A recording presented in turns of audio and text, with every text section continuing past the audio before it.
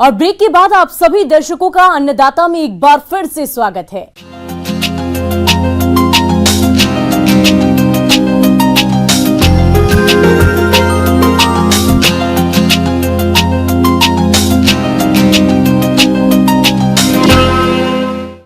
केले के बाग अपने राज्य में लगभग सभी क्षेत्रों में देखे जा सकते हैं और अभी मौसम में हो रहे बदलाव के कारण इन बागों में कई घातक रोगों का प्रकोप देखा जा रहा है, जिनका समय रहते रोकथाम करना बेहद जरूरी है।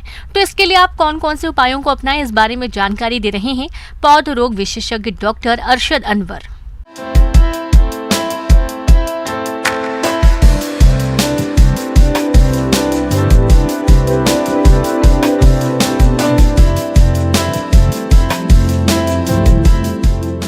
केले का फसल जो है, ये पहले ये समझना है कि केले का फसल बहुत ही इम्पोर्टेंट और बहुत ही उपयोगी फसल है, क्योंकि ये कैश क्रॉप है। इसमें कई बीमारियां लगती हैं, जैसे पनामा विल्ट हुआ, सीगाटोका डिजीज़ हुआ, एंथ्रेक्नोज डिजीज़ हुआ, फिर आपको मोको डिजीज़ हुआ, एक ब्लैक रॉट हुआ। तो ये 5 प्रकार की डिजीज़ प्रमुख रूप से जहाँ भी केले की खेती होती है वहाँ पे ये चीज़ पाया जाता है, ये सारी डिजीज़ देखी जाती है।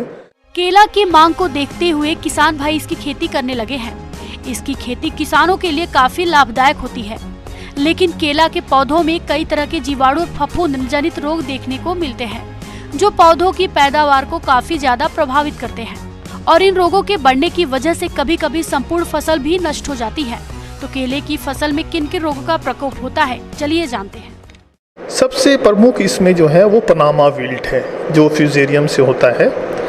और ये डिजीज़ जो है किसी भी समय में हो जाता है, शुरू से ही इसका लक्षण थोड़ा दिखने लगता है।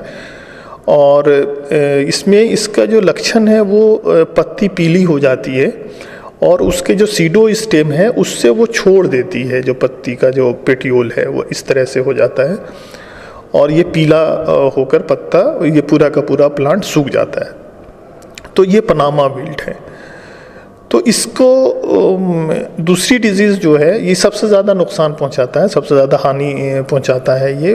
और जहाँ पे एक दफ़ा हो जाता है वहाँ पे इसके जो प्रोपेग्यूल्स हैं, इसके जो पैथोजन है, फंगल पैथोजन, वो कई साल तक मिट्टी में या इसके डेब्रिस में रहते हैं, 16 साल तक रह सकते हैं इसके डेब्रिस में।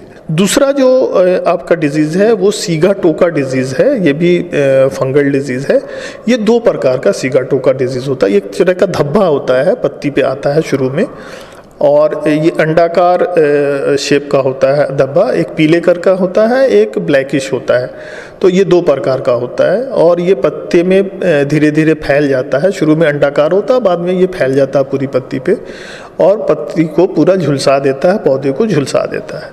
तो इसके कंट्रोल, इससे जो पैदावार होता है, अगर पत्ता पूरा मतलब प्लांट पूरा अगर नहीं भी सूखा है तो ये पत्तियों को सुखा देता है, उसको फोटोसिंथेटिक एरिया जो है वो प्रकाश संश्लेषण का जो क्षेत्र होता है उसको कम कर देता है।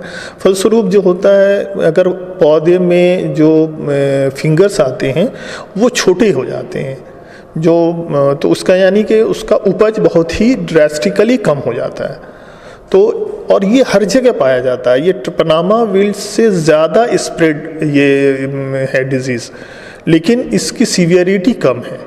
तो इसको रोकना है। इसको भी रोकने के लिए आपको कॉपर ऑक्सीक्लोराइड और मैनकोजेब और कार्बेंडाजिम को मिक्सचर को 15-15 दिन के अंतराल पे आपको स्प्रे करना है, इससे बचने के लिए। जैसे ही पहले ही आ जाता है, जैसे ही आपको दिखे वैसे ही आप स्प्रे शुरू कर दें और 15-15 दिन के अंतराल पे इसको करते रहें। जीवाणु म्लानी या मोको रोग सर्वप्रथम रोगी पौधों की नई पत्तियों पीली पड़ने पर लगती है और बाद में टूटने लगती है, जिसके कारण बीज की पत्ती सूख जाती है और आगे चलकर अन्य पत्तियां भी मुरझाकर लटक जाती हैं और सूख जाती हैं। रोग ग्रसित पौधों के तनों को यदि काट कर देखा जाए तो ऊतक हल्के पीले, गहरे भूरे या काले नीले रंग के दिखते हैं।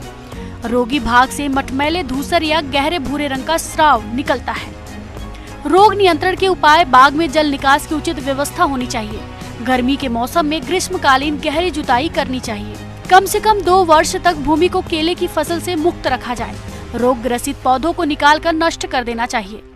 किसान भाइयों को कुछ प्रमुख प्रबंधन करना ज़रूरी है सभी रोग से बचाव के लिए। तो जो मेन डिजीज़, सारे डिजीज़ के प्रबंधन के लिए सबसे पहले किसान भाइयों को ये करना है कि जहाँ से भी केले का पौधा लेंगे वो सर्टिफाइड एजेंसी होनी चाहिए। ऐसी जगह हो जहाँ पे ये चीज़ टिश्यू कल्चर से वो होता हो या टिश्यू कल्चर से वो पौधा तैयार किया गया हो, ताकि उसमें जो डिजीज़ है वो ना रहे, और हो सके तो रेसिस्टेंट वैरायटी ही लेनी है। दूसरी चीज़ें, अगर आप लेंगे डिजीज़ फ्री प्लांट तो फिर वहाँ पे जो रोग को आने का जो संभावना है वो मृदा से या ज़मीन से होता है। तो आपको वो प्रबंधन उसके बाद करना है। उसमें क्या करना है कि जो आपका जो खेत है उसमें जो आप गड्ढा करेंगे तो वो गड्ढे में आप पहले से ही ट्राइकोडर्मा डालना है लगाने से पहले। ट्राइकोडर्मा एक जैव जीवनाशी है। ट्राइकोडर्मा जो है वो बायोलॉजिकल कंट्रोल एजेंट है और उसका फॉर्मुलेशन हर जगह अवेलेबल है। जो आप इरिगेट करेंगे, जो आप पटवन देंगे, वो फ्लड इरिगेशन नहीं होना चाहिए, यानी कि उसको एक प्लॉट से दूसरी प्लॉट में पानी जो है बहकर नहीं जाना चाहिए पटवन के दौरान। तो आपको वो पटवन ऐसे करना है जैसे ड्रिप इरिगेशन आपको इस्तेमाल में लाना है। तो उससे आपको बहुत फ़ायदा, किसानों को बहुत फ़ायदा होगा। एक तो इस प्रकार आप पूरे के पूरे बनाना खेती जो है उसका रोग रहित आप फसल उपजाऊ कर सकते हैं। लेकिन ये सारी बातें जो हैं, जो प्रबंधन है, सारा आपको ध्यान में रखना पड़ेगा। आगे और भी है खेती बाड़ी से जुड़ी बहुत सी रोचक जानकारियां। कहीं नहीं जाइएगा, रुकेंगे एक छोटे से ब्रेक के लिए।